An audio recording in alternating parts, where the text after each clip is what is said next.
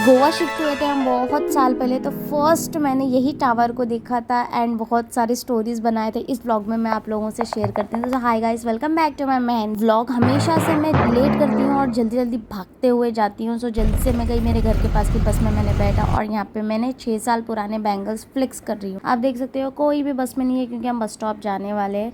सो मैंने टिकट दे दिया, देन वहाँ से मैं दूसरी बस ले ली क्योंकि मुझे पोंडा टू मडगांव जाना था। आप देख सकते हो कितनी खाली बस सुबह सुबह मिली। इट्स लकी क्योंकि बस खाली मिलते नहीं है। दैट टू विंडो सीट मुझे मिल गई। यहाँ पे फिर से मैं बैंगल्स फ्लेक्स कर रही हूँ।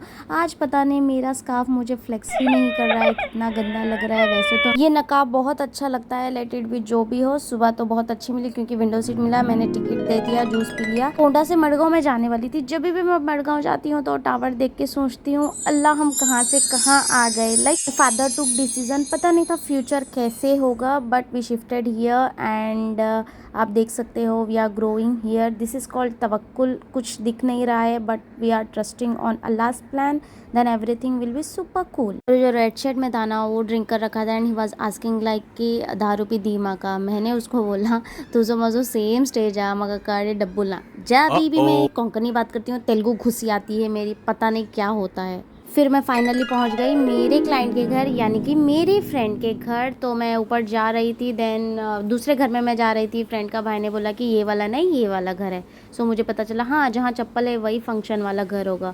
फिर यहाँ पे आके मैं वेट कर रही थी, मेरी फ्रेंड आ रही थी फ्रेश अप होके, देन हमने नाश्ता कर लिया। ये जो है ना मेरे फ्रेंड की भाभी की बेटी है, इतना वो सता रही थी। लाइक बाकी के सारे बच्चे देख रहे थे कि मैं क्या एक्सपेरिमेंट कर रही हूँ। यहाँ पे प्रॉब्लम ये है कि मैं हमेशा मेरा अपना कोन यूज़ करती हूँ क्योंकि मुझे छोटे कोन्स चाहिए and she is also a mehndi artist. तो मैंने अपने कोन्स नहीं लाया, मैंने उन्हीं के कोन्स यूज़ किया, मेरे अपने कस्टमाइज़ करके बनाकर। देन यहाँ पे जल्दी जल्दी मैं अपने कोन्स बना रही थी, देन वो वहाँ पे पूरा फ्रेश अप हो रही थी। यहाँ पे आप देख सकते हो इतना बड़ा कोन था, मैंने इसको छोटी से कोन किया क्योंकि मुझे लगाने में ईजी होता है। Then we have started here. आप देख सकते हो हम थोड़े से क्लिप्स वगैरह ले रहे हैं। देन मैंने उनको पूछा कि आपको कैसी मेहंदी लगाना है। आपको मेहंदी कैसी चाहिए? ऐसी मेहंदी चाहिए, मेरी एंगेजमेंट है सो इस तरह की बनाना। Okay done.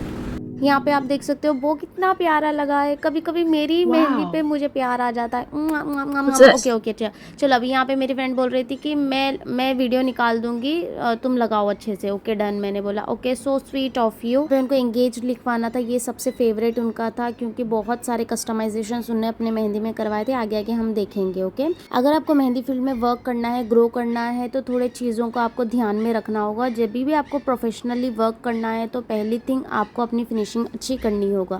अच्छी फिनिशिंग करने के लिए आपको हमेशा प्रैक्टिस करना होगा। सेकेंड थिंग इज़ आप हमेशा आपका ही टूल यूज़ करोगे, आपका ही ऑर्गेनिक कोन यूज़ करोगे रैदर दैन मार्केट वाला कोन। डन। थर्ड थिंग इज़ आप हमेशा ब्राइड को या फिर आपके क्लाइंट को एडवांस में आपको बात करना है एंड बताना है कि सारे चीज़ें कैसे कैसे होंगे, कैसे कैसे उसका कोटेशन होगा। देन एक अच्छा क्लियर कोटेशन बना के आपको ब्राइड को भेजना है। ऐसे ही हम काम करेंगे। इसमें अगर कुछ कस्टमाइज होगा, अगर ज़्यादा डिज़ाइन होगा, देन फिर उसका पेमेंट एक्स्ट्रा होगा। हमने खाना खा लिया एंड देन पैर का हमने स्टार्ट किया क्योंकि हाथों को थोड़ा रेस्ट देना था। यहाँ पे आप देख सकते हो एकदम मिनिमल डिज़ाइन है, ज़्यादा हेवी नहीं है, येट बहुत प्यारा लग रहा है डिज़ाइन। हमने पैर का डिज़ाइन थोड़ा थोड़ा करके क्लियर किया। मैं एक ही यहाँ पे कंप्लीट कर रही थी सारी मेहंदी, सुबह से शाम लग गई। फिर यहाँ पे इतना रिफ़्रेशमेंट मिल रहा, थोड़ी थोड़ी देर को मैंने बहुत खाया एंड बहुत बातें की। उनकी फैमिली आई थी, बहुत प्यारी थी उनकी फैमिली। तो मैंने यहाँ पे फ्रंट एंड पैर का कंप्लीट कर लिया। देन यहाँ पे हमने बैक का लगाना स्टार्ट किया। यहाँ पे उनको ना अपने फियांसी का नाम लिखवाना था, तो यहाँ पे मैंने फियांसी का नाम लिखा। देन इस साइड में रिंग्स लिखवाना। तो फाइनली हमारी मेहंदी हो चुकी है। ओ थैंक गॉड, फाइनली मेहंदी होने की जो खुशी होती है ना, जो हम टिप्स लगाते हैं, वो बहुत ज़्यादा हैप्पीनेस होती है। देन यहाँ पे आप देख सकते हो इतना मैंने रिटेक किया है। मैं छोड़ा लास्ट गई रशी, सुबह से देख रही मैं जाती हूँ रशी। चलो वन रुका, नाम ऐसा लिखना कि कोई ढूंढ ना पाए एकदम। गंदा कौन है? हाँ एकदम छुपा, सॉरी रुक रुक। नाम ऐसा लिखो कि किसी को मिलना ही नहीं है, किसी को नोबडी शुड फाइंड इट। हाँ, नाम ऐसा लिखना कि नोबडी शुड फाइंड इट, एकदम छुपा के लिख दो। नहीं आ रहा। तुमने लिखा था ना उसमें से कीड़े मकोड़े दिख रहे वीडियो में। बोले तो नहीं आ रहा, तो वहाँ पे वो मेरा एडिट करके डाल दे।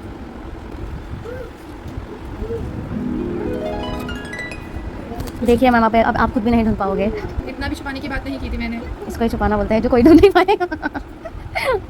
फाइनली इतने रिटेक्स के बाद हमारी मेहंदी कंप्लीट हो चुकी है, बैक एंड फ्रंट और पैर की। आप देख सकते हो कितनी प्यारी हमारी मेहंदी लग रही है एंड स्टेन भी बहुत अच्छा आ रहा है।